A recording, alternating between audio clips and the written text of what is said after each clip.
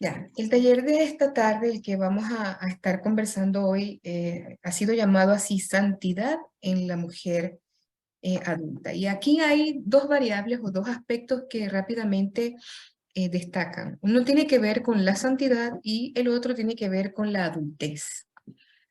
Quizás un primer acercamiento, afirmación importante que tenemos que establecer es que la vida adulta es muy amplia. Es decir, podemos hablar de la adultez a partir de los 25 años, más o menos.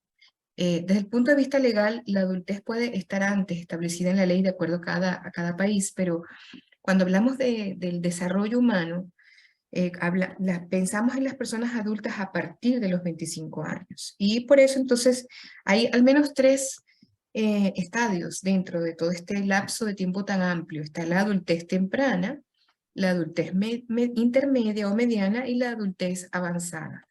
En todas esas etapas, las mujeres tenemos distintas características y también distintas necesidades. Yo tengo el propósito de que durante este intercambio, esta conversación, y ojalá también después en el grupo pequeño, con sus respectivas monitoras, tengamos el espacio para intercambiar, por una parte, información que espero que sea útil desde la perspectiva bíblica, teológica, pero también desde la perspectiva interdisciplinar y que esta información nos permita revisar nuestras actitudes, es decir, cómo respondemos a las situaciones que implican la santidad en nuestra vida como mujeres adultas. También que podamos revisar cuál es nuestro sistema de creencias, es decir, qué pensamos en relación a tres categorías que vamos a ir desarrollando, que es la santidad, la sexualidad y también la pureza sexual, y contrastar tanto la información con las actitudes y nuestras creencias con los valores bíblicos en esta temática. Cuando hablamos de pureza sexual, generalmente la delimitamos en edades más tempranas, o sea, es como más común en el caso de que estas conversaciones se den o estos espacios de aprendizaje, es más común hablar de la pureza sexual en edades alrededor de la adolescencia, quizás también en la juventud. Pero el tema de la pureza sexual es y debe ser transversal a toda la vida de la feminidad. Es decir, este no es un tema de las edades, de cuántos años tenemos. Podemos tener 20 o podemos tener 70, podemos tener 30, e incluso más, 80, e igualmente estamos expuestas a los mismos estímulos en la sexualidad y también necesitamos responder y ser desafiadas a cuidar nuestra vida de intimidad sexual.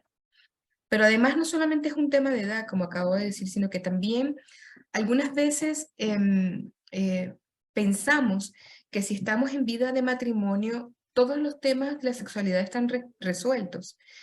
Y yo quiero también hacer otra afirmación en este sentido, y es que el tema de la santidad, de la sexualidad y de la pureza sexual también tiene que ver con la mujer indistintamente de su condición. Es decir, no importa si somos casadas, solteras, divorciadas, viudas, o incluso si estamos pasando por alguna situación especial que requiere tratamiento médico especial, siempre vamos a estar expuestas a este tipo de situaciones. Por eso este es un tema que agradezco que la Unión Femenil lo haya tomado, porque pocas veces abrimos el espacio para hablarlo entre nosotras y es de vital importancia.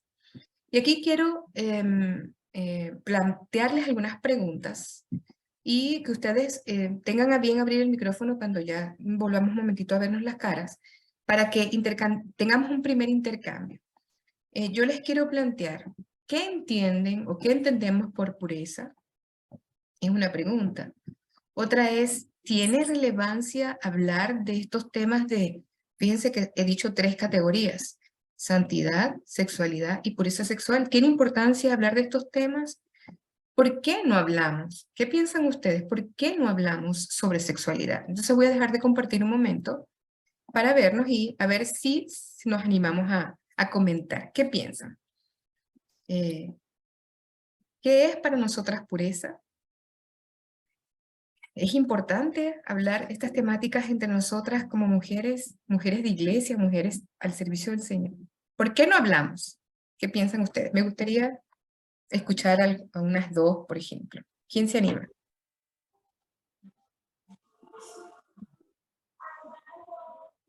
A No ver. habla. Buenas tardes, hermana. Hola, Sandra. Sí. Bueno, no lo hablamos o no lo hemos hablado por tabú, más que todo. Ujú. Y así nos formaron, por lo menos yo soy bastante mayor, y nos formaron así. De hecho, las madres nuestras ni siquiera nos hablaban sobre la menstruación. Entonces, mucho Correcto. menos hablar sobre pureza y sexualidad, nada de eso. Yo Ya. pienso que... Gracias, hermano. No, gracias a ti, Sandra. Qué interesante. Sí, ciertamente hay un elemento sociocultural. Hablar de sexualidad está vetado en nuestros espacios de iglesia. Y nos parece que es un poco escandaloso incluso. Así que de antemano yo les pido disculpas si con mis palabras, yo no voy a usar ninguna palabra inadecuada, por supuesto, pero sí hay algunas cosas que vamos a tener que llamar con sus nombres, ¿verdad? Entonces, yo creo que esto es un asunto social que tenemos que ir construyendo. Gracias, Sandra. ¿Alguien más quiere comentar? Hermana, Hermano, Sí, adelante, hermano Eugenia. ya, gracias.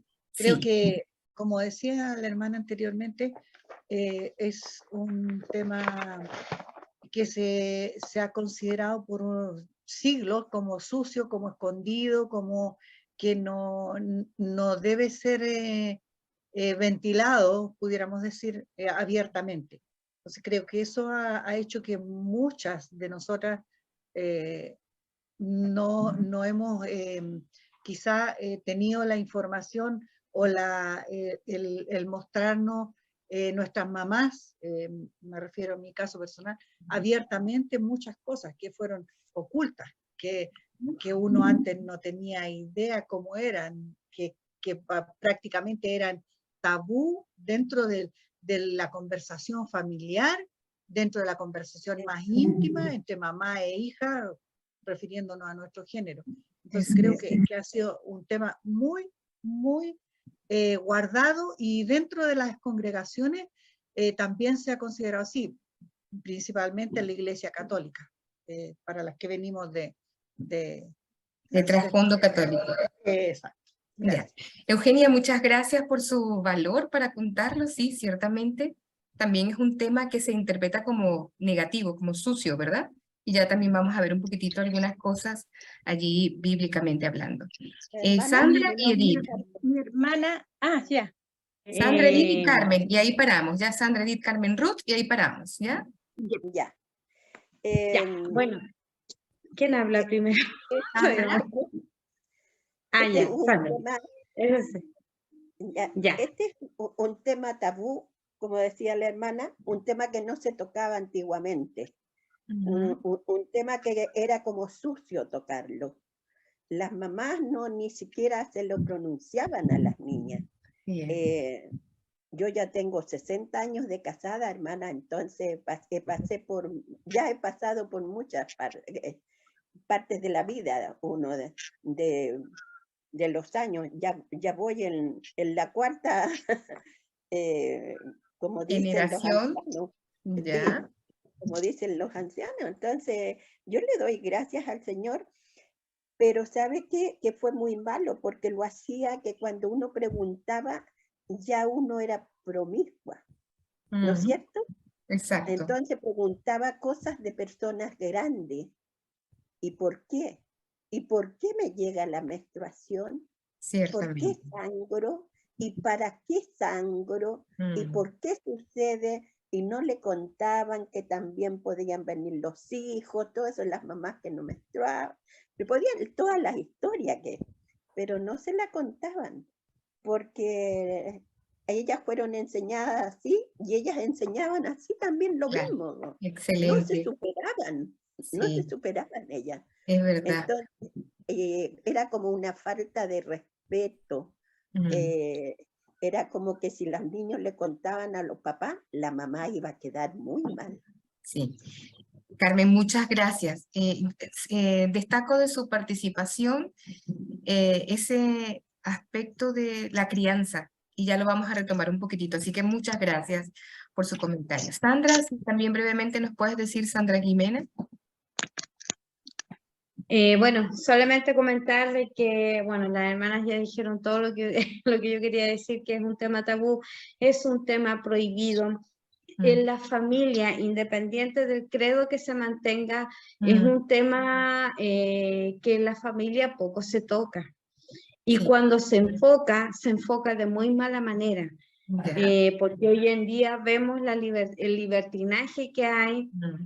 Ya no se habla de estos temas porque precisamente por eso hay mucho aumento de abortos, de motivación. Acá por lo menos hubo un buen tiempo aquí en Chile que motivaron a tomarse la pastilla del día después. ¿Para qué? Para que las jovencitas a partir de los 14 años pudieran tener libremente sexo, como se dice, y después, bueno, si la persona quedaba, si la niña quedaba embarazada, se podía tomar la pastillita del día después. Entonces, son temas que a pesar de los años y a pesar del aumento de la ciencia y de tecnología y de tantas cosas, hasta el día de hoy, sigue siendo un tema prohibido y en todas las familias. Sí. Gracias, Sandra. Quedémonos con lo que nos mencionas en relación al contexto. ¿Qué pasa socioculturalmente? Y ya vamos a verlo. Edith, usted iba a decirnos algo también, ¿verdad? Sí, pero yo ahora digo todas las anteriores. Genial. Muy bien, sumamente práctica. Muy bien. De que no se conversaba estas cosas, no se conversaban porque ahora ya sí se conversan. Es por vergüenza también. Por vergüenza e ignorancia también. Ya, fíjense las palabras que han dicho. Mito, vergüenza, crianza, lo sociocultural, ¿ya? Entonces, bueno, vamos a ver un poquitito cómo vamos adelantando con esto. Gracias por sus participaciones. Quisiera también en este caso, digamos, una primera definición que creo que puede ser útil, nos puede ayudar un poco a acercarnos al tema, es pensar en cómo definimos esta palabra, santidad. Cuando hablamos de la santidad, inmediatamente nuestra referencia es la persona de Dios, Él como persona y también su carácter. Es decir, Dios tiene una forma de ser que la entendemos en el texto bíblico, que nos hace pensar que Él es impecable, ¿verdad? Él es santo. En Él no hay ninguna mancha, no hay ningún desvío. Él es puro. Esa es la afirmación que hace el profeta Isaías en capítulo 6, versículo 3, que tanto conocemos, cuando dice, santo, santo, santo, la tierra está llena de tu gloria, de su gloria. Ese es un primer aspecto de la santidad.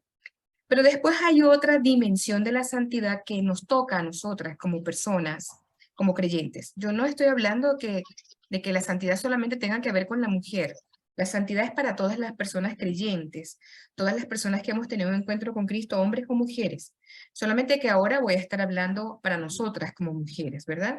Entonces hay una dimensión de la santidad que tiene que ver con la obra que Dios hace en nosotras. Y el punto inicial de la santidad es la salvación.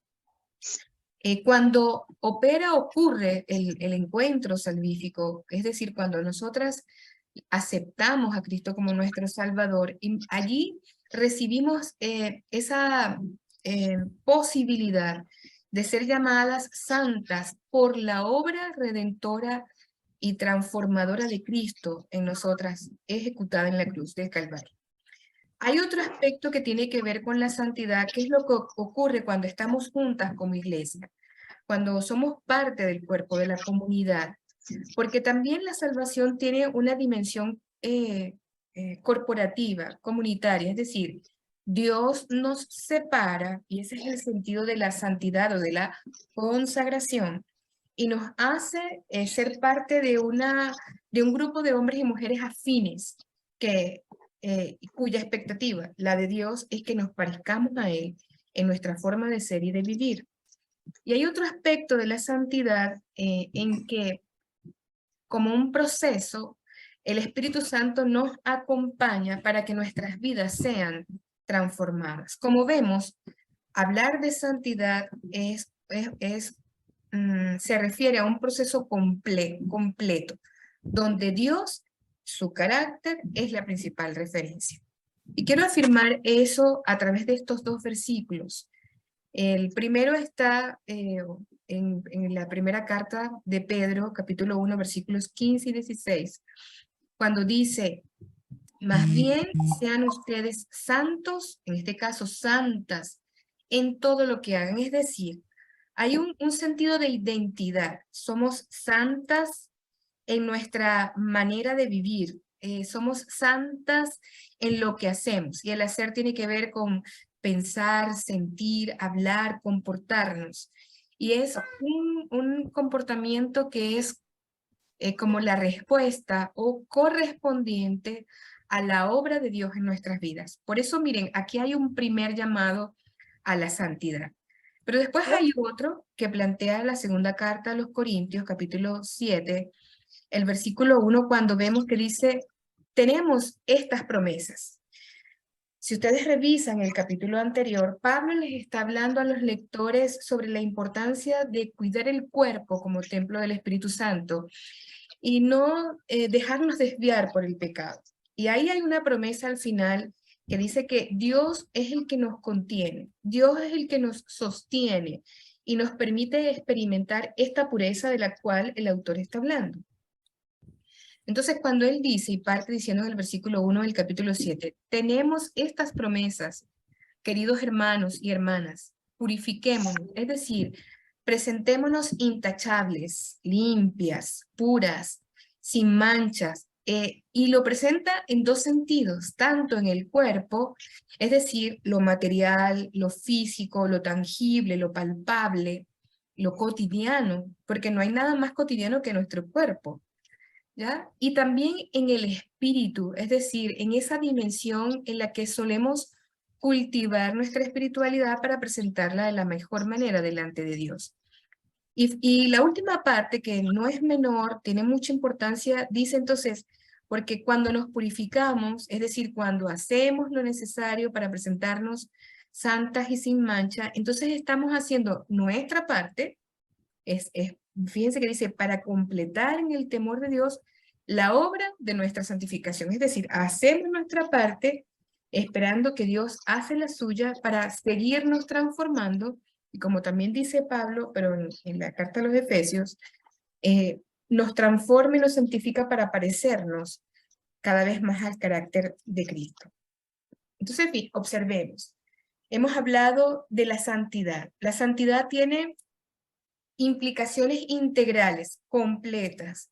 O sea, dicho de otra manera, no es posible ser santas en el cuerpo sin ser santas en el espíritu y viceversa. O sea, la santidad no está limitada solamente al ejercicio interior del ser, sino que la santidad también tiene una implicación para nuestra vida corporal, para el cuerpo. Entonces, toca toda la vida. Especialmente ahora nos vamos a referir más a la santidad sexual. Y por eso es lo que yo he llamado, y muchos autores han llamado, la pureza sexual. Cuando hablamos de pureza, probablemente vienen a nosotros algunas ideas. Por ejemplo, un niño nos representa, una guatita, me refiero así, chiquitita, nos representa ingenuidad, candidez. Una niña preciosa así, pequeña, bien cuidada, en un espacio seguro de hogar, también nos representa y nos comunica pureza, nos comunica inocencia. Cuando pensamos en los elementos de la naturaleza, consideramos que son más puras, por ejemplo, estas piedras blancas porque no están mezcladas. No hay otros elementos o minerales. Esto nos puede comunicar un poco más de pureza. Y si pensamos en las imágenes del Antiguo Testamento, la pureza estaba representada, por ejemplo, en los animales que se iban a presentar en los sacrificios. Y ustedes saben, porque no estoy hablando con personas que no lo saben, que habían indicaciones muy específicas, en tanto en las palomas como en las ovejas, lo que se iba a ofrecer tenían que tener una edad específica, una forma, un color, unas características que hablaban siempre de ese tipo de cuidados donde no había contaminación. Pensando en nosotras, en esto que tiene que ver con la pureza sexual, en las mujeres de distintas edades, pero especialmente esta tarde en mujeres en edad adulta, la pureza se refiere a esa cualidad que nos hace personas que no nos mezclamos con el pecado. Y esta también es una afirmación importante. Para estar puras en lo físico, en lo mental, en lo emocional y también en nuestra espiritualidad, no podemos coquetear con el pecado. No nos podemos mezclar con el pecado, porque allí ya comenzamos a estar entonces complicadas, principalmente con respecto a Dios. La pureza entonces tiene una dimensión moral, es decir, cómo nos desempeñamos cotidianamente, y también tiene una dimensión ceremonial, es decir, nuestra relación con Dios, nuestra relación de celebración, de adoración, que tiene también una cara en la liturgia, en lo que hacemos cuando estamos juntos en la iglesia, pero también tiene una dimensión en el culto individual. Entonces, la pureza, por eso es tan importante, porque tendríamos que cuidarnos en cada área, y especialmente ahora que hablamos en la sexualidad, para poder ofrecer nuestra mejor ofrenda al Señor, libre de imperfecciones morales, libre de los coqueteos sexuales. Les pediría, por favor, si fuera posible, apagar el micrófono para minimizar un poquito las distracciones. Otro aspecto que yo creo que es importante hablar y definir es ¿qué entendemos por sexualidad? La sexualidad no es solamente la vida coital. A ver, yo estoy definiendo aquí arriba, en esta primera línea, que la sexualidad no solo es la vida íntima de los adultos, y me quiero explicar.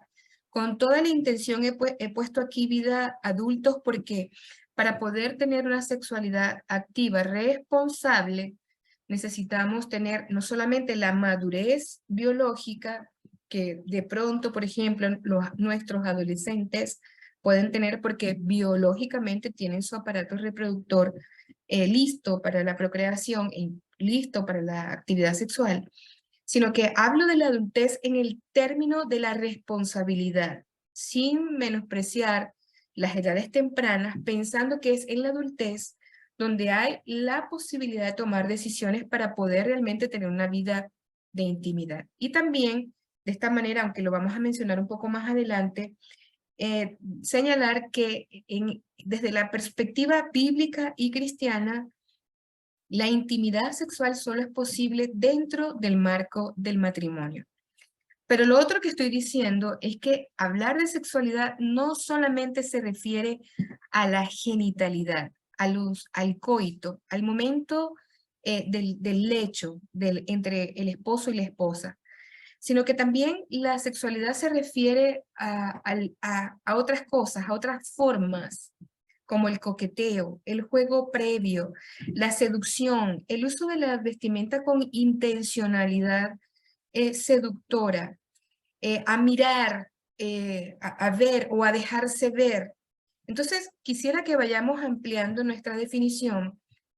Creo que fue Sandra la que lo mencionó. Lo que comúnmente se llama sexo, realmente no lo es. La sexualidad es realmente un conjunto, y lo mencionó aquí al final, de condiciones, tanto anatómicas como fisiológicas, psicológicas, que caracterizan a cada persona, a todas absolutamente. Desde un niño de un día de nacido, una niña de un día de nacido, hasta una anciana o una persona que está en su lecho de muerte. Todas tenemos una forma de sexualidad. Ahora, yo no estoy hablando, y quiero hacer esta aclaratoria, de que hay estimulación sexual para una niña recién nacida. No estoy diciendo eso. Lo que estoy diciendo es que una niña recién nacida, que es hembra, ese hecho de tener un sexo biológico con el cual Dios la caracterizó, ya eso hace que ella sea una persona con sexualidad. En la medida que cada persona va pasando por sus distintas etapas, se va comportando entonces de determinadas maneras. Y eso también es algo para clarificar, para mencionar.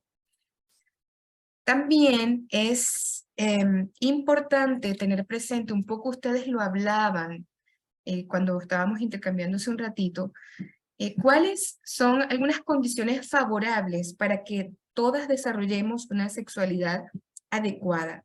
Fíjense que la meta de hoy es que podamos clarificar cómo gestionamos correctamente nuestra pureza sexual en etapas adultas, especialmente si estamos solteras, divorciadas o viudas, o incluso si estamos en el matrimonio. Pero antes de llegar allá necesitamos saber cuáles son las condiciones más adecuadas para que podamos desarrollar una sana sexualidad. En este caso, un aspecto importantísimo es qué conceptos manejamos, es decir, tener una sana educación sexual. Y quizás aquí hay un desafío para nosotras como mujeres y nuestras uniones femeniles en conjunto, un trabajo conjunto con nuestra iglesia y con nuestra pastoral, educar correctamente a nuestras niñas, a nuestras señoritas, a la iglesia, para que tomen conceptos sanos sobre su sexualidad. También se requiere del respeto a la identidad sexual del hombre y de la mujer desde la perspectiva bíblica. Una relación donde no hay violencia, donde no hay abuso, donde hay igualdad, donde corresponde que haya esa igualdad, donde no hay estereotipos ni feministas ni machistas, sino que se establecen roles con una sana feminidad y una sana masculinidad que igualmente se condice con la perspectiva bíblica y teológica que nos plantea la palabra del Señor. Eso también es muy importante para que podamos desarrollar una adecuada sexualidad que tiene que ver con el sexo, cómo asumimos nuestra ser mujer o ser hombre, la orientación sexual, la percepción que tenemos. Hay una cantidad de elementos que están aquí involucrados. Un tercer aspecto o una buena condición para desarrollar una sana sexualidad tiene que ver con cuáles son nuestros motivos, o sea, qué hay en nuestro corazón. Cuando nos acercamos a relacionarnos con las demás personas, y especialmente con los del género opuesto, con los varones, ¿qué nos motiva? Nos motiva un deseo desesperado de ser aprobadas, nos motiva la sana convicción de que la vida en pareja es mucho más productiva, nos motiva la necesidad de compensar mis necesidades y mis soledades. ¿Qué nos motiva? ¿Cuáles son las motivaciones para expresar mi sexualidad? Y finalmente, y que además los anteriores dependen de este último pilar, ¿cuáles son los principios y valores cristianos para poder tomar decisiones sexuales que sean responsables? Como ven, entonces no estamos hablando de la sexualidad, o para poder construir una sexualidad sólida, necesitamos sentar bases fuertes para poder hablar. Hay algo más que me gustaría que veamos, y es que hay algunos factores que influyen para que podamos tener una sexualidad sana. También lo mencionaban ustedes, está la crianza. Si fuimos criadas con represión para hablar de la sexualidad, si experimentamos abusos o violación en esta área, si no tuvimos sanos modelos en la casa porque había violencia y el papá era agresivo o mamá era agresiva o sumisa, si había promiscuidad, prácticas de promiscuidad a nuestro alrededor, si éramos una familia numerosa, en fin, hay una cantidad de factores en la crianza que intervienen para la conformación, para que nosotras nos comprendamos a nosotras mismas y también para que aspiremos a una forma de relacionamiento con los otros. Y esto no es un tema menor. Hay un siguiente factor que tiene que ver con cuál es nuestra autoestima. La autoestima tiene que ver con el valor que tenemos de nosotras mismas. Por ejemplo, hay mujeres, voy a decirlo de otra manera, habemos mujeres que sostenemos o sustentamos nuestra autoestima en la apariencia física, es decir, para nosotras es muy importante el arreglo, el cuidado, la estatura, el peso, y se aumenta, se pone un mayor peso en esa dimensión para comprender nuestro valor. cuando comenzamos a deteriorarnos por los cambios propios de la edad, es decir, ya no tenemos la piel tan tónica, sino que es más flácida, ganamos peso, ya no somos parte del estereotipo social de belleza. Entonces comenzamos o podemos comenzar a estar comunicando necesidades de encuentros sexuales para recibir aprobación. Es decir, por eso hay que tener mucho cuidado cuál es nuestra motivación para poder expresar nuestra sexualidad. Y la autoestima tiene un elemento aquí de importancia. Habemos otro grupo de mujeres cuyo valor está en su conocimiento, en sus habilidades cognitivas, su preparación, en sus grandes esfuerzos para el estudio, y por eso sostiene su relación y su vida. Sus valores principales están en ese nivel de lo intelectual. E igualmente, una mujer con esta equivocada manera de encontrar su valor puede estar buscando en los hombres, en las personas, formas de relacionarse con una oferta de sexualidad, pero igualmente para encontrar un valor, encontrar una aprobación, aceptación. Y existe un tercer grupo, no digo que son los únicos, pero les comento algo que he venido reflexionando, que somos las mujeres que tenemos nuestra autoestima basada en los logros profesionales, eclesiales, ministeriales, de liderazgo profesional, logros materiales, los logros. El éxito es lo que nos hace sentir bien con nosotras mismas. En la medida que vamos avanzando en la edad, en esa misma medida, estas tres cosas que he mencionado van cambiando. Ya no tenemos la misma lozanía, la misma característica de la juventud en lo físico, ya probablemente nuestro conocimiento no es tan impactante para otras personas porque se levantan jóvenes con otras características, ya no tenemos los mismos indicadores de éxito. Cuando esas cosas que distorsionan nuestra propia apreciación no están colocadas en el correcto lugar, comenzamos a ofrecer, a mandar consciente o inconscientemente mensajes de aceptación donde lo sexual puede tener un valor de mucha importancia. Esto afecta nuestra identidad. Entonces, tenemos mujeres cristianas que no sostienen su identidad en Cristo, sino que van buscando constantemente relaciones para sostener su autoestima y su identidad en lugares equivocados. También influye en la conformación de nuestra sexualidad nuestras creencias erróneas que nos hacen estar buscando constantemente pareja porque hemos creído que ahí está nuestra plenitud de vida. Y yo quisiera aquí hacer una clarificación y quisiera que me comprendan bien el mensaje que quiero comunicar.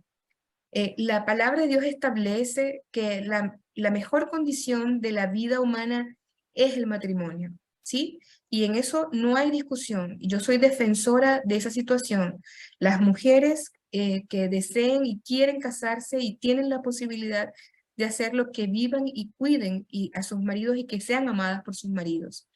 Pero la vida, queridas hermanas, no se acaba si alguna de nosotras está divorciada o está viuda o está soltera y nunca se casó. Créanme que no lo estoy diciendo desde una perspectiva de mujer divorciada. Lo digo desde la perspectiva del reino. Lo único que nos puede dar plenitud total es nuestra relación con Dios. Porque incluso en algunas ocasiones las vidas de las mujeres en matrimonio tampoco es completa porque se ha invertido la relación principal. Lo principal es cultivar la relación con Dios. Entonces, tenemos que también tener cuidado con nuestras creencias porque ellas nos pueden hacer también vulnerables para que no desarrollemos sanamente nuestra sexualidad.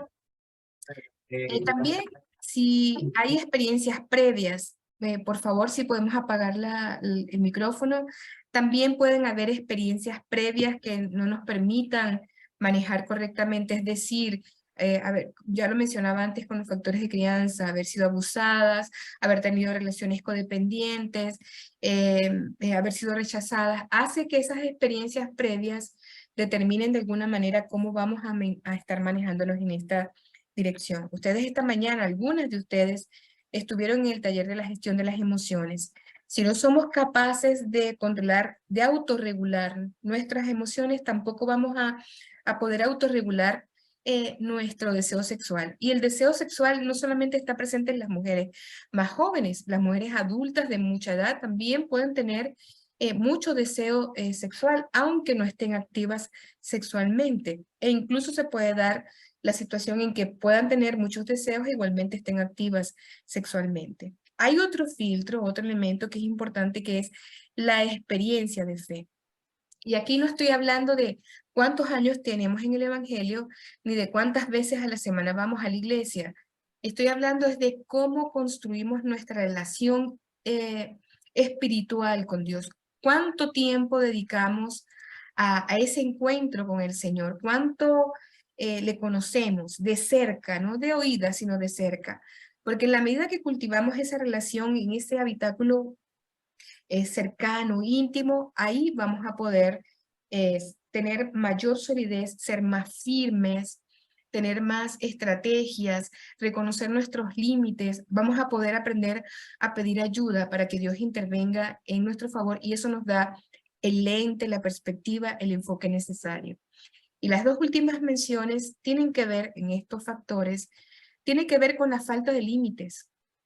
Muchas veces no tenemos límites claros.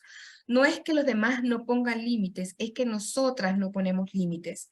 Si no tenemos, no nos cuidamos, aún sabiendo de nuestras debilidades para el manejo de nuestra soledad o de nuestra vida en común, porque la tentación o la amenaza está aún cuando estamos solas y aún cuando estamos en vida de pareja. Necesitamos poner límites y ya voy a hablar un poquito más en eso en las próximas láminas. Y además, lo sugería también aquí con lo de la gestión de las emociones, tampoco nos ayuda si no tenemos dominio propio. Quisiera ahora mostrarles que hay algunas circunstancias exteriores, ustedes también lo mencionaron, externas. El mundo constantemente nos bombardea. Antes pensábamos que principalmente el mundo, lo comercial, las promociones, lo televisado, la cinematografía, estimulaba a los varones, a los hombres, pero cada vez más se ha determinado que las mujeres también responden a los estímulos sensoriales, visuales, auditivos, táctiles, y por eso en el mundo vamos a encontrar una cantidad de exposición, de estímulos muy altos, y allí también se van a encontrar falsas justificaciones para la práctica sexual. Y las explicaciones están, nos generan una falsa idea de que dar lugar, ser permisivas para las actividades en solitario, o sea, la autoestimulación, voy a decirlo directamente, para masturbarse, o para invitar a un tercero al lecho con el esposo, es decir, un video pornográfico u otras prácticas, se pueden hacer porque nos hacen sentir bien y nos permiten experimentar placer. También nos podemos encontrar con el hecho de que cedemos para evitar el rechazo y ser aceptadas, o porque de esa manera mostramos feminidad, nos mantenemos activas, me hace sentir, vibrar como mujer todavía activa y femenina aún en la edad adulta, o para sentirnos amadas, o algunas veces, aún cuando estamos rodeadas de de mucha gente, es decir, tenemos en casa a nuestro esposo, nuestros hijos, tenemos un vacío interior que buscamos llenar a través de estos momentos de intimidad o estos momentos, comillas, que nos autosatisfacen. En esto tenemos que tener mucho cuidado y necesitamos reconocer que el contexto también nos amenaza. Pero hay otro tipo de amenazas que tienen que ver más con cómo nos apreciamos y cómo interpretamos nosotras algunas cosas. Por ejemplo, el mundo nos dice constantemente que no está bien estar solas. No importa, tengan que sea una actividad sexual alternativa, momentánea, sexo circunstancial. No importa si es hombre o es mujer, cede. Igualmente lo que necesitas es la satisfacción. Y cuando la soledad es muy grande, sobre todo si es una soledad existencial, que es muy larga en el tiempo por distintas circunstancias, podemos ceder y eso afecta nuestra estabilidad o puede afectar nuestra estabilidad mental y emocional. Ojo con esto, necesitamos darnos cuenta y reconocer las amenazas también internas, cómo nos sentimos, cómo me siento y dónde está mi debilidad, mi carencia y qué cosas busco para resolver. Hay algo más que sigue estando vinculado con lo que está afuera, pero es que es mi capacidad de responder ante, por ejemplo, esto que se ha llamado y que ha crecido mucho en los últimos años, que es el tour sexual. Hoy día hay muchas mujeres que van en turismo solitario o individual a lugares específicos en Europa, en África y en Centroamérica, porque hay toda una organización, toda una industria, es la palabra que estaba buscando, que ofrece momentos de gratificación sexual momentáneo en el anonimato. Está esta, que es un poco más sofisticada, pero también está, por ejemplo, el sexting, que es el intercambio de imágenes sexuales, imágenes o videos autoproducidas y que permite intercambiar con otra persona y también tener alguna forma de gratificación. Pero también está la proliferación de las redes, de los amigos, de diferentes espacios donde las mujeres y mujeres de diferentes edades, adultas, otra vez lo digo, solteras, divorciadas, viudas y casadas, participan para buscar la gratificación que no tienen en otros espacios. Ahora bien, esa es la realidad. Por una parte, fíjense que he hecho como un sándwich, un emparedado. La primera etapa es la santidad. Santidad y pureza. En el centro, la realidad, los factores, algunos aspectos que están allí y que necesitamos tener presente para poder afrontar de la mejor manera y como corresponde a mujeres cristianas que tienen un compromiso con Dios. Eso está en el centro. Y después, lo último, lo siguiente que quiero mostrarles tiene que ver con qué dice la palabra del Señor. Porque cuando miramos la palabra de Dios comenzamos a desmitificar, es decir, a sacar creencias equivocadas con respecto a la sexualidad femenina. Y por obvio que sea, es importante recordar que según el texto bíblico, Dios nos hizo varón y hembra. Y en esto, bueno, no hay ninguna posibilidad de negociar. El otro aspecto que es importante subrayar es que la intimidad sexual fue otorgada por Dios. O sea, nosotras tenemos gustos y experimentamos placer sexual en la vida matrimonial porque Dios así lo diseñó y eso no es para escandalizarnos. Inicialmente, en el mandato cultural que está establecido allí en Génesis 1, 27-28, y también después lo podemos ver en Génesis 2, que se vuelve a mencionar, donde dice que la humanidad, Adán y Eva, iban a llenar la tierra y administrarla. Ahí hay una función reproductiva, pero también hay una función placentera de la actividad sexual, que vamos a ver un poquitito más adelante, y hay dos posibles funciones también de la sexualidad o de la activación sexual que tiene que ver con la psicológica y la relacional, que son las que tenemos que tener cuidado y que mencionaba en los factores anteriormente. Si yo quiero encontrar mi estabilidad emocional, psicológica, por la aprobación de la otra persona, porque cuando tengo intimidad me siento aceptada, admirada, amada, y también de esa manera profundizo mi intimidad relacional, tengo que tener cuidado y saber que esa no es la única manera de interpretar la vida en pareja, ni tampoco la vida humana en general. Hablando del disfrute, hablando de lo placentero de la actividad genital y coital, del momento íntimo en la pareja dentro del matrimonio, encontramos el libro del Cantar de los Cantares. Y este es un poema donde se describe la sensualidad. Nos parece un poco a veces inadecuado, pero en el Cantar de los Cantares hay una expresión del erotismo sano desde la perspectiva de Dios. Hay una descripción del amor entre el hombre y la mujer. Y otra vez, quiero decir, esto no nos tiene que escandalizar. Miren que observemos que Dios en la palabra utiliza la imagen del matrimonio para explicar el amor intenso que siente por su pueblo, por el pueblo de Israel y ahora por su iglesia. En el caso del pueblo, ahí en en Oseas 2, encontramos ese relato de amor de Dios por esa mujer. y lo describe de una manera muy ilustrativa. En el caso de Efesios, cuando se describe la relación entre Cristo y la iglesia como con una novia, habla de ese amor que es puro, es profundo, pero que también tiene una implicancia de intimidad. Entonces, esto no nos tiene que escandalizar, porque en el concepto divino, en el marco de Dios, se está planteando la relación íntima desde la pureza. No hay nada cochino, ni sucio, ni pecaminoso cuando este encuentro ocurre todo dentro del marco divino. La dificultad está cuando nos comenzamos a desviar. Cuando invitamos, es una invitación comillas, no estoy hablando de un trío explícito, estoy hablando cuando invitamos o permitimos que otras cosas lleguen al lecho cuando estoy hablando en la relación marital, o cuando yo en mi vida de soltera me doy ciertas licencias.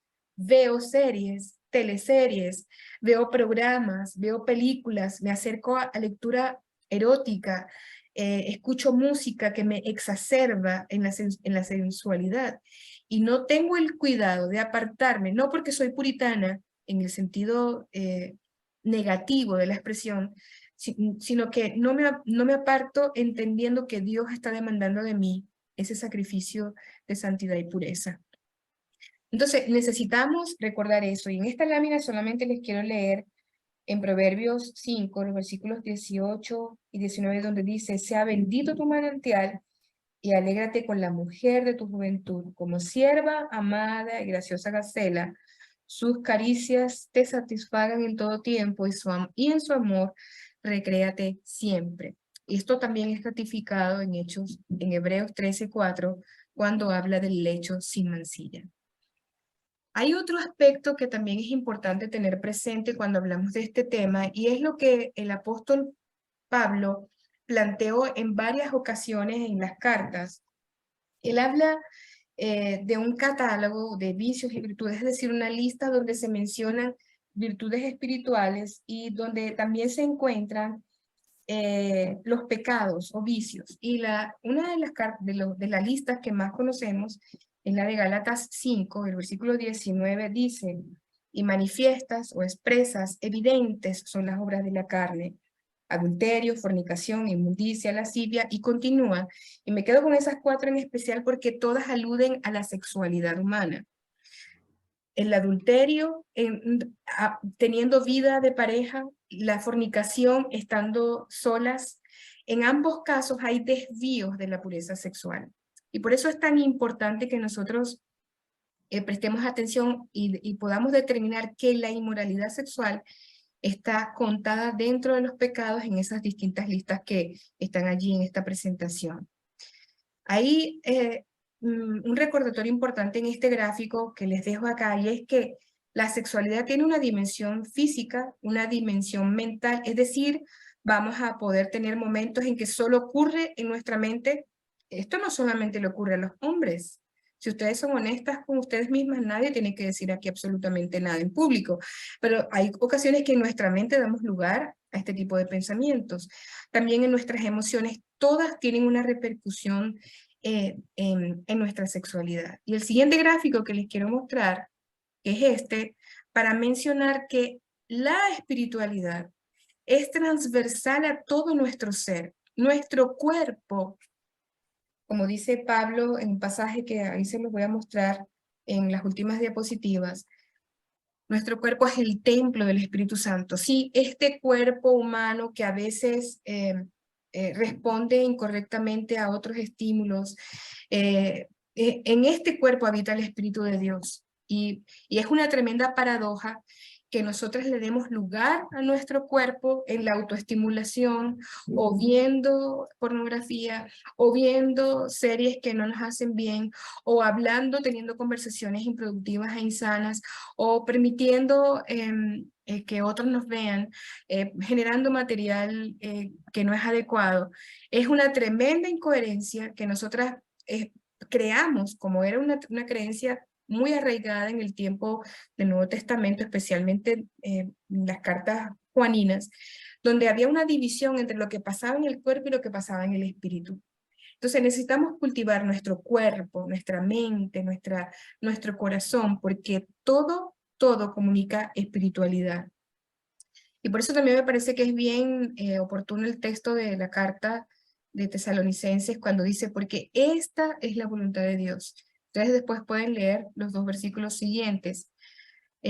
La santificación, es decir, que nos abstengamos de toda inmoralidad sexual. Los siguientes textos también son muy reveladores, porque dice que cada uno, voy a leerlo, de vosotros sepa tener su propia esposa en santidad y honor, y esto parece que está solo dirigido a las mujeres casadas.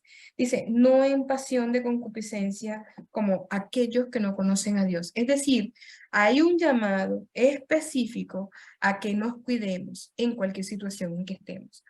De este texto ya hice una mención, pero es importante afirmarlo nuevamente, el cuerpo le pertenece a Dios. Nuestro cuerpo le pertenece a Dios. Somos templo del Espíritu Santo. Entonces necesitamos como que tener esa claridad, que no es que hay un espacio que yo reservo para mí, que el Espíritu de Dios mora en mí significa que Él toma control de todo, de mis manos, de mi cuerpo, de mi mente, de todo, y por eso allí tenemos que rendirle ofrenda de santidad al Señor. A lo mejor algunas de ustedes estén en este momento diciendo, bueno, yo no tengo esa lucha, yo no tengo ese problema. Es posible, si es así, gloria a Dios que te ha preservado y te da fuerza, te permite estar fuerte. Pero hay una tremenda recomendación de Pablo cuando dice, por tanto, la que se crea que está firme, la que crea o sabe que no tiene ese problema, que tenga cuidado, no sea que caiga. Algunas veces abrimos ventanitas de 2 milímetros y por ahí comienza a colarse algo que es una pequeña semilla que comienza a gestarse en nuestro corazón y abrimos 2 milímetros más y 2 más. No solamente una vez, no, un pequeño descuido no pasa nada. Cuando venimos a ver, se abre un tremendo orificio en nuestra espiritualidad y por ahí ha comenzado a pasar todo aquello que nos deteriora, que nos daña. Y en eso tenemos que tener cuidado. Queridas, las batallas más feroces se ganan en la mente. Ustedes todas recuerdan, ¿verdad? El relato de Daniel. Daniel 1:8 dice que Daniel propuso en su corazón no contaminarse con la comida del rey. Y el sentido del corazón ahí tiene que ver con el sentido del pensamiento. Él propuso en su mente no contaminarse. Nosotras necesitamos tomar la determinación de no contaminarse. Por eso el Proverbios 4:23 dice, sobre toda cosa guardada, guarda tu corazón. Es decir, guarda tu pensamiento, el asiento de tu pensamiento y el asiento de tus emociones. Porque de él mana la vida. Tenemos que guardarnos. Y especialmente me gusta el pasaje de Filipenses 4, para pensar en las batallas que se ganan en la mente, porque Pablo le recomienda a sus lectores en la iglesia de Filipos, les dice, por lo demás, hermanos y hermanas, por encima de esto, hermanas, todo lo que es verdadero, todo lo honesto, todo lo justo, todo lo puro, todo lo amable, todo lo que es de buen nombre, si hay virtud alguna, si hay algo digno de alabanza, en esto piensen. Ahí es donde tenemos que ganar las batallas. Pensar en las cosas que nos liberan, que nos benefician, que nos santifican e ir sacando de nuestro pensamiento aquello que nos esclaviza, que nos desgasta, que nos desvía, que no nos permite el desarrollo pleno. Y Pablo dice en el versículo 9, lo que aprendiste y recibiste y oíste y viste de mí, esto haced. Porque hay un reconocimiento de que lo que vemos, lo que escuchamos, lo que practicamos, también afecta nuestra vida en general. Entonces, abstengámonos de las impurezas sexuales. Demos lugar a lo que el Espíritu de Dios quiere en nosotras. Tenemos un tremendo aliado en Cristo Jesús, como sumo sacerdote, como hombre. Él experimentó todo, así que nos entiende. Cuando vayamos delante de Él para contarle nuestras luchas, Jesús no se va a escandalizar. Él nos entiende porque Él pasó en su humanidad por todas estas circunstancias y esto es un tremendo aliciente. Y también el recordatorio de Tito cuando dice que necesitamos renunciar a la impiedad de los deseos mundanos. Esto está basado sobre la idea de que si el Señor nos pide que nos abstengamos de impureza, es porque sabe que podemos hacerlo. No vamos a tener una prueba más difícil de aquella que podamos soportar. Termino con 2 ideas finales. Necesitamos advertir los peligros de cuando cedemos a la inmoralidad sexual. La inmoralidad interrumpe nuestra relación con Dios. Como lo sugerí antes, no es compatible que hagamos unas cosas con el cuerpo y que queramos vivir otras en el espíritu.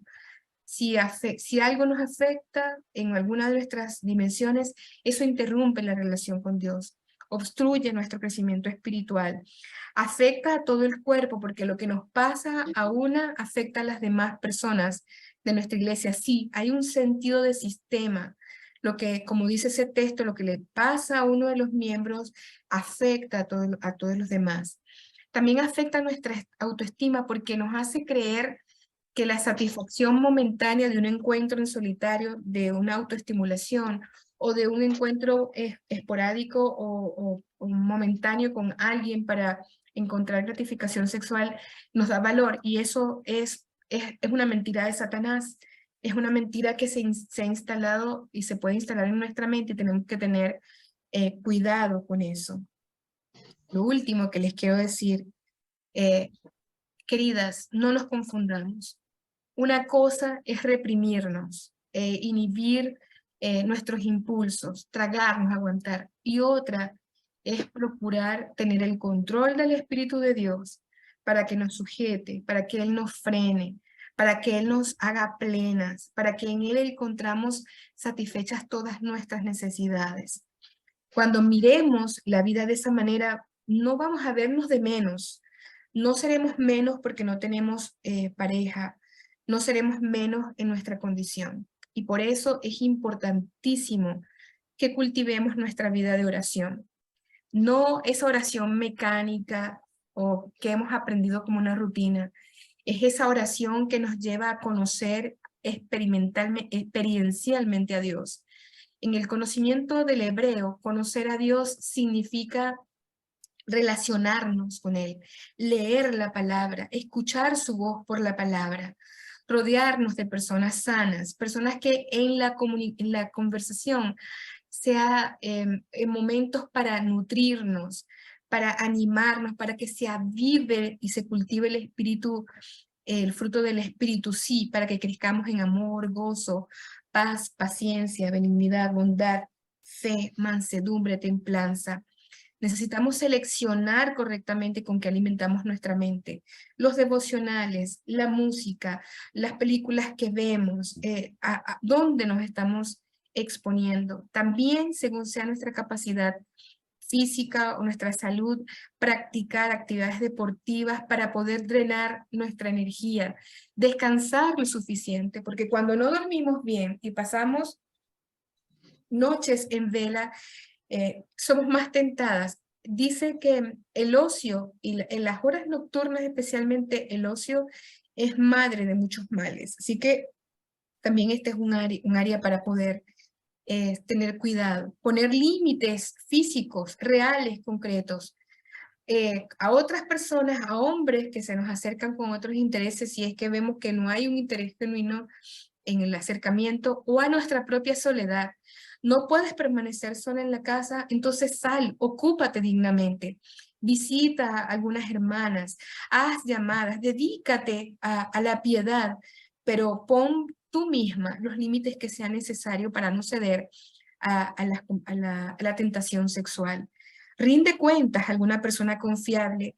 Ten a alguien a quien contarle tu lucha, a una persona que sea madura en la fe, una mujer que sea madura en la fe, que ore contigo, que te acompañe, que te pregunte, que te provea material, que te permita tener una amistad de crecimiento para que tú no sucumbas a la tentación. trabaja también tu identidad y tu autoestima en Dios. Nuestra identidad no depende de la edad, de la apariencia física, del conocimiento, ni de los éxitos. Nuestra identidad cristiana depende al menos de 4 cosas: de saber que somos criaturas de Dios, de que somos personas redimidas por Cristo, que tenemos la oportunidad de ser restauradas de nuestras experiencias de vida y que tenemos oportunidad de servicio. Entonces son 4 palabras que son claves: creación, redención, restauración y servicio, que nos van a permitir encontrar nuestra identidad verdadera.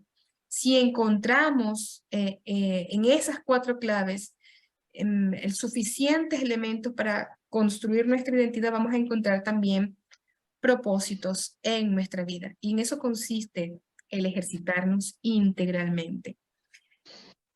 Todas estamos expuestas a estas situaciones, pero todas en el nombre del Señor podemos salir victoriosas. Queridas, si tú no estás pasando por esta situación, recuérdalo, prepárate y vigila con celo para cuidar tu sexualidad. Pero si también descubre, mira a tu alrededor, no con una mirada juzgadora, sino mira a ver si a tu alrededor hay mujeres que necesitan que tú las acompañes. Esa también es una tremenda oportunidad de servicio al Señor para que podamos estar sanas en esta dimensión. Mis queridas, me ha alegrado poder hablar con ustedes este tiempo. Espero que haya sido productivo para ustedes. Que el Señor les haya hablado a sus vidas como también ha hablado a mí. Todas tenemos un desafío. Yo misma también tengo mis propios desafíos. Así que les hablo también desde ahí, desde la cantidad de cuidados que he tenido que aprender a tener para que delante del Señor yo no tenga nada que temer ni que allí entregar, y que tampoco nadie pueda levantar un dedo en mi contra, porque el testimonio que estoy desarrollando tengo que cuidarlo. Entonces desde ahí les hablo con amor al Señor para contarles que sí es posible cuidarse en cualquier edad de la vida, siendo mujeres casadas, solteras, divorciadas o viudas. Que el Señor me las bendiga mucho, mucho, mucho.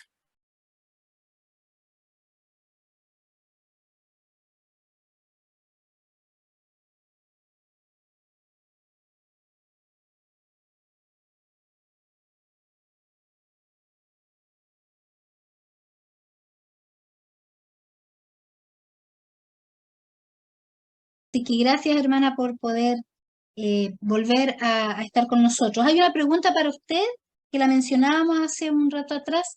Dice lo siguiente: ¿cómo podemos abordar el tema de la sexualidad con una hermana divorciada, pero que convive con un hombre y no se ha casado?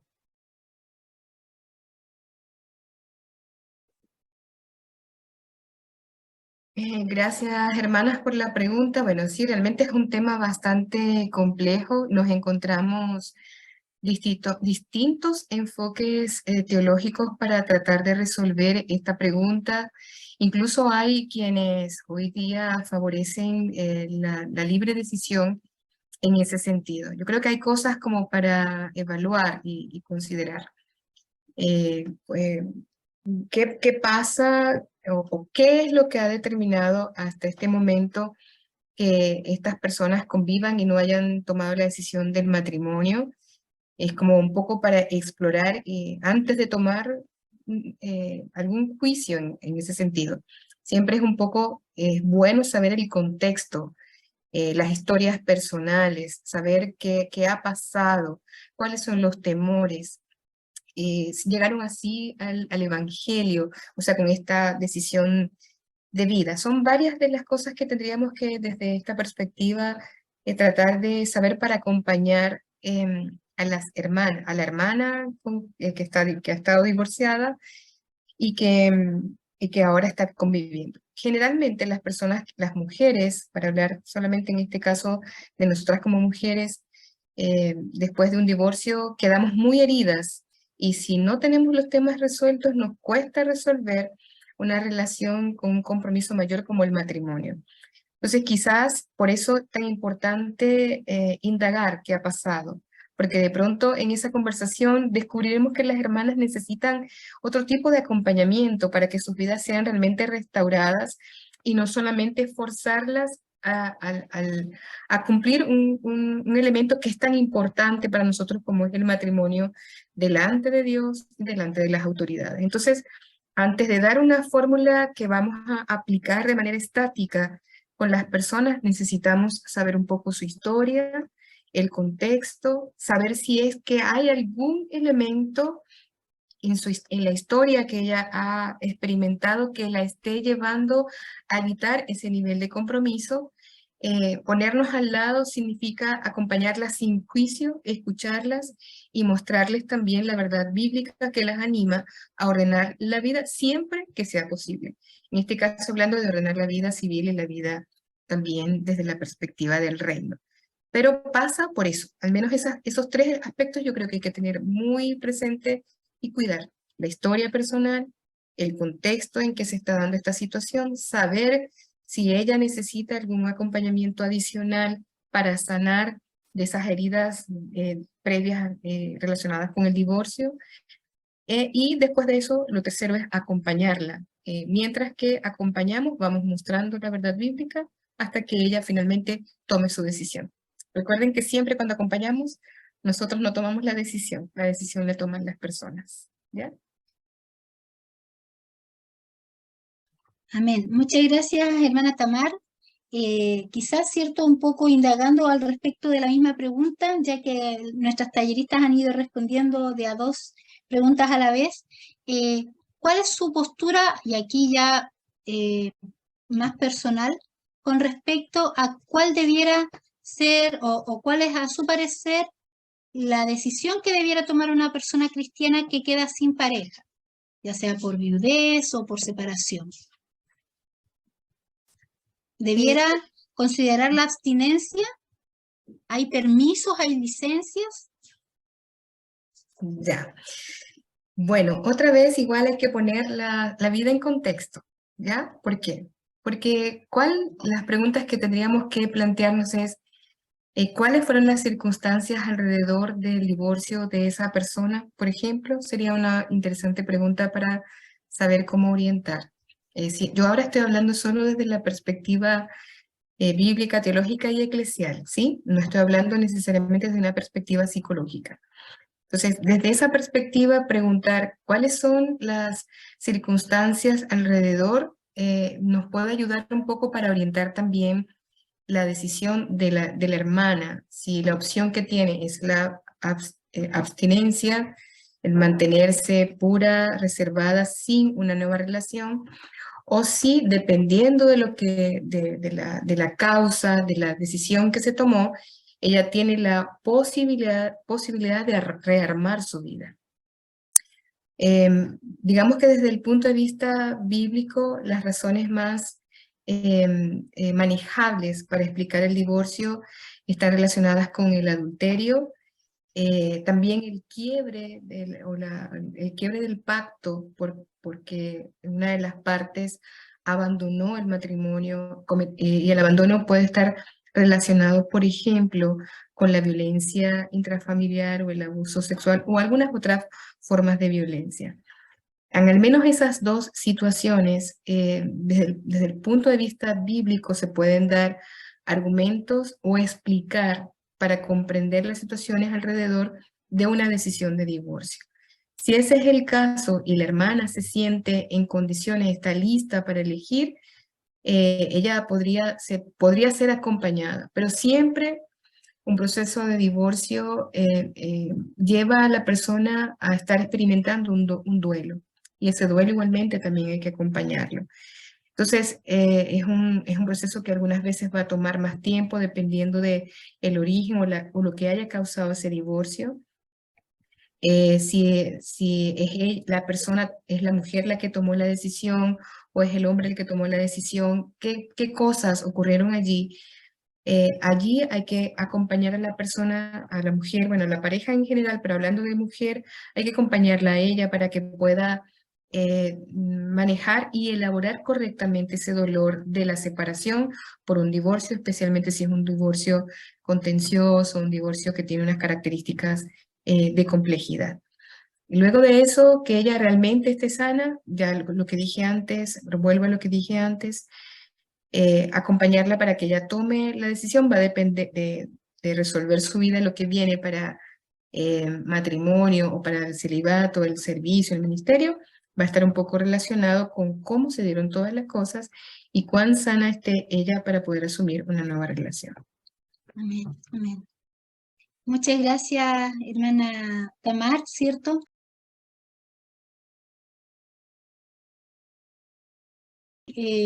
Voy a aventurar la pregunta a cualquiera de ustedes tres que quieran responderla. Quizás el temor más grande es no ser comprendidas nosotras en la inquietud que queremos manifestar para poder presentar esta conversación con las mujeres jóvenes que no se han casado, que ya superan, no sé, los 25, 30 años, que son solteras o que incluso ya tienen 40, 50 años y no nos atrevemos ni siquiera a consultarles si esto es un tema para ellas y por lo tanto a lo mejor no hay ni siquiera un acompañamiento hacia cómo ellas podrían entender o vivir su propia sexualidad. Como aquí tenemos una hermana que ha escrito libros, que trabaja todo lo que es teología, también tenemos nuestra hermana que es decano y tenemos a nuestra hermana que es también que ha trabajado tanto en relación con mujeres a lo largo de todo el mundo. Entonces, ¿qué pueden a lo mejor responder al respecto? ¿Será que nos sentimos que esos no son temas a conversarse? ¿O dejamos más en indefección a la mujer por no hablarlo? Bueno, yo voy a partir. Me lanzo a la piscina entonces. Yo creo que hay una brecha intergeneracional que hay que acortar y que no podemos negar. Cuando nos situamos en esas diferencias de edad entre las más adultas, las ancianas, como dice la carta, las que seamos maestras del bien, pensando en enseñar a las mujeres más jóvenes, y queremos aplicarlo de una forma impuesta, por decirlo menos, de pronto, en lugar de acortar o de tender puentes, muchas veces lo que hacemos es marcar todavía más las distancias. Yo creo que una buena fórmula para asumir la tarea, que yo creo que de todas maneras es muy importante, poder abrir espacios para conversar e influir positivamente, es reconocer que este es un camino largo, es decir, construir relaciones requiere de tiempo. Tiempo requiere de asumir la tarea de acompañar desde la perspectiva del amor de la otra persona y también desde la construcción de experiencias.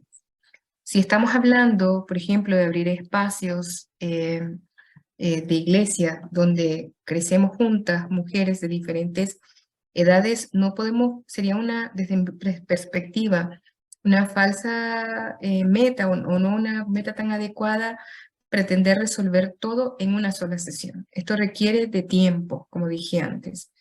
Requiere de hablar, de conversar, de tender puentes, de un acercamiento desde la horizontalidad y no desde el dominio del saber, no desde la experiencia que lo domina todo, que es una mirada bastante conservadora, tradicional, de asumir la tarea de la enseñanza. Y aquí vinculo algo que es la enseñanza y la pastoral. Entonces, si tenemos esa mirada tan tradicional, acortar las distancias nos va a costar. Pero sí, yo creo que es importante y es muy bueno en este tiempo que nosotras igual tomemos la tarea de ser maestras del bien, pero no desde la superioridad, sino desde la igualdad, desde la inversión del tiempo para construir experiencias nutritivas. Yo creo que eso es bien importante. Y el otro desafío que esta tarea tiene, y aquí me detengo, es que eso significa demanda de nosotras preparación. Porque las conceptualizaciones del amor, de relaciones, los problemas que tenemos las mujeres hoy, las dificultades que encontramos en nuestra vida de soltería o posterior a un divorcio o las vidas matrimoniales no son iguales que cuando nosotras las experimentamos. Eso significa que necesitamos abrirnos a la investigación y a la investigación, en este caso, interdisciplinar, bíblica, teológica, con enfoque psicoeducativo, para poder realmente acompañar a nuestras hermanas. Yo creo que ahí hay una bonita tarea, pero necesitamos desarmar cómo lo veníamos haciendo para armar una nueva propuesta que sea un poco más horizontal. Amén, muchas gracias, hermana Tamar. No sé si mi hermana Diana o mi hermana Raquel quieren agregar algo. Yo aportaría que a todo esto agreguemos una mirada muy compasiva, porque el sufrimiento de las mujeres dentro de un matrimonio, pues hay que conocer, ¿cierto? Como decían antes, el contexto, la historia personal. Yo recuerdo, por ejemplo, un caso de una líder muy fuerte, con un ministerio maravilloso, y bueno, su esposo fue quien decidió dejarla y salir de la relación. Y una buena mujer, una buena chica joven.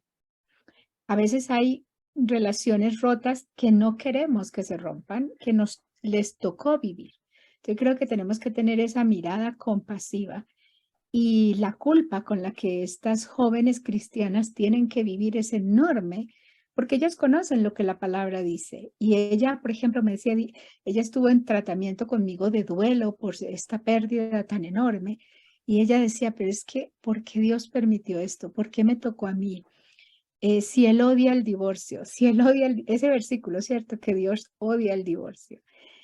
Y fue muy interesante que en algún momento ella me dijo, y creo que son unas palabras muy poderosas, me dijo, Diana, por fin he entendido algo. Yo sé que Dios odia el divorcio, ama el matrimonio, pero me ama más a mí. Qué lindo, ¿no? Me ama más a mí. Entonces, creo que tenemos que acercarnos a estas nuevas generaciones con una mirada compasiva, escuchando, no sermoneando, juzgando, criticando, lanzando textos que no ayudan, sino que más bien generan más culpa. Entonces, acompañar en esos procesos, instruir, yo creo que en esas relaciones, como ya decía la hermana Tamar, que toma tiempo, ¿cierto? Toma tiempo el crear y construir relaciones. Entonces, creo que es una época donde se habla mucho del amor líquido, ¿verdad? Donde todo es desechable, y estas generaciones están viviendo en medio de eso, relaciones desechables. Entonces tenemos que volver a ayudar a construir relaciones que están basadas más en ese amor ágape, sacrificial, que se desacomoda por el bien del otro. Esos son conceptos que de pronto están quedando en el pasado. Entonces quizás hablar de esos conceptos con las nuevas generaciones, pienso yo. Muchas gracias, hermana. Si me permites agregar algo. Justo le iba a pedir que pudiera intervenir. Quisiera agregar un poquito desde la perspectiva de la unión femenil, porque tú mencionaste qué podemos hacer como unión femenil. El tipo de unión femenil que yo viví en Chile y el que vivo acá en Estados Unidos es muy distinto a la unión femenil de mi mamá. Mi mamá era la presidenta y ahí de las hermanas de la primera de Temuco, y yo he visto algunas ahí muchos años, pero eso era 60 años atrás o más.